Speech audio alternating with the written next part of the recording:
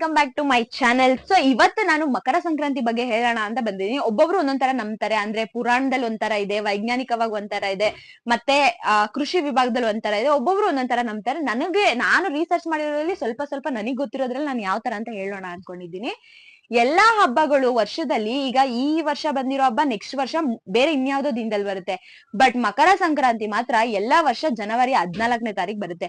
ಅದ್ಯಾಕೆ ಅಂತ ಹೇಳಿದ್ರೆ, ನಾವು ಸೈಂಟಿಫಿಕ್ ಆಗಿ ಅಂದ್ರೆ ವೈಜ್ಞಾನಿಕವಾಗಿ ನೋಡೋಣ ಅಂತ ಹೋದ್ರೆ, ಇಡೀ ವರ್ಷದಲ್ಲಿ ಸೂರ್ಯ ಸಂಪೂರ್ಣವಾಗಿ ಪರ್ಫೆಕ್ಟ್ ಆಗಿ ಪೂರ್ವದಲ್ಲೇ ಹುಟ್ಟೋದು. ಅದನ್ನ ನಾವು ಮಕರ ಸಂಕ್ರಾಂತಿ ಅಂತೀವಿ. ಅದನ್ನ ಇಕ್ವಿನಾಕ್ಸ್ ಅಂತ ಕರೀತಾರೆ. ಸೊ ಅದು ಒಂದು ಸೈಂಟಿಫಿಕ್ ಆಗಿ ನೋಡೋದಾದ್ರೆ ಆ ತರ ಬರುತ್ತೆ. ಕೃಷಿ ವಿಭಾಗ ಅಂತ ಹೇಳಿದ್ರೆ ಅವರು ಲಾಸ್ಟ್ ವರ್ಷದಿಂದ ಈ ವರ್ಷದವರೆಗೂ ಅವರು ಏನೇನ್ ಬೆಳೆ ಬೆಳೆದಿರ್ತಾರೆ ಅದನ್ನೆಲ್ಲ ಫಸಲು ಕುಯ್ದ್ಬಿಟ್ಟು ರಾಶಿ ಮಾಡ್ಬಿಟ್ಟು ಅದಕ್ಕೆ ಪೂಜೆ ಮಾಡಿ ಅದೊಂದು ಒಂಥರ ಸಂಭ್ರಮದಲ್ಲಿ ಅವರು ಅದನ್ನ ಆಚರಣೆ ಮಾಡ್ತಾರೆ. ಸೊ ಅದ್ರ ಜೊತೆ ಹಸುಗಳನ್ನ ಕಿಚ್ಚಾರಿಸ್ತಾರೆ. ಅದೇ ಯಾಕೆ ಅಂತ ಹೇಳಿದ್ರೆ, ಹಸು ಅಲ್ಲಿ ತಿಗ್ನೆ ಮತ್ತೆ ಕ್ರಿಮಿ ಕೀಟಗಳು ಎಲ್ಲ ಇರುತ್ತೆ. ಸೊ ಅದು ಕಿಚ್ಚಾರಿಸೋದ್ರಿಂದ ಅದು ಹೋಗುತ್ತೆ ಅನ್ನೋ ಒಂದು ನಂಬಿಕೆಯಿಂದ ಅದನ್ನ ಸೆಲೆಬ್ರೇಟ್ ಮಾಡ್ತಾರೆ ಅಂತ ಕೇಳಿದೀನಿ. ಮತ್ತೆ ಈ ಕೊಬ್ಬರಿ, ಕಡಲೆ ಬೀಜ ಇವೆಲ್ಲ ಹಾಕ್ಬಿಟ್ಟು ಒಂದು ಎಲ್ಲ ಸುತ್ತಮುತ್ತ ಇರೋ ಮನೆಗಳಿಗೆಲ್ಲ ಹಂಚ್ತಾರೆ. ಅದೇನಕ್ಕೆ ಅಂತ ಹೇಳಿದ್ರೆ, ನಾವಿವಾಗಿರೋದು ಇದು ಏನು ಚಳಿಗಾಲ. ಸೊ ಚಳಿಗಾಲದಲ್ಲಿ ನಮ್ಮ ಸ್ಕಿನ್ ಡ್ರೈ ಆಗೋ ಕಾರಣದಿಂದ ಅದು ಒಂದು ಅದರಲ್ಲಿ ಆಯಿಲಿ ಐಟಮ್ ಅಂದ್ರೆ ಎಣ್ಣೆ ಪದಾರ್ಥ ಇರುತ್ತೆ ಅಲ್ಲ, ಸೊ ಅದಕ್ಕೋಸ್ಕರ ನಮ್ಗೆ ಊಟದಲ್ಲಿ ಸಿಕ್ಕಿದ್ರೇನೆ ಅದು ತುಂಬಾ ನಮ್ಗೆ ಯೂಸ್ ಆಗೋದು. ಸೊ ಅದ್ರಿಂದ ನಮ್ಗೆ ಆಯಿಲಿ ಫುಡ್ ಆ ತರ ಸಿಗ್ಬೇಕು ಅನ್ನೋ ಕಾರಣದಿಂದ ಈ ತರ ಹಂಚ್ತಾರೆ ಅಂತ ಕೇಳ್ಪಟ್ಟಿದೀನಿ.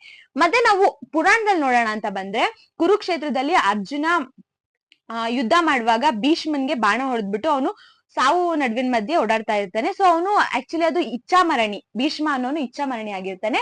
ತನ್ನ ಉಸಿರನ್ನು, ಕೊನೆಯ ಉಸಿರನ್ನು ಉತ್ತರಾಯಣ ಪರ್ವಕಾಲದಲ್ಲೇ ಬಿಡ್ಬೇಕು ಅಂತ ಹೇಳ್ಬಿಟ್ಟು ಅವನು ಕಾಯ್ತಾ ಇರ್ತಾನೆ. ಸೊ ಅದನ್ನ ಮಕರ ಸಂಕ್ರಾಂತಿ ಅಂತಾನ ಕರೀತಾರೆ.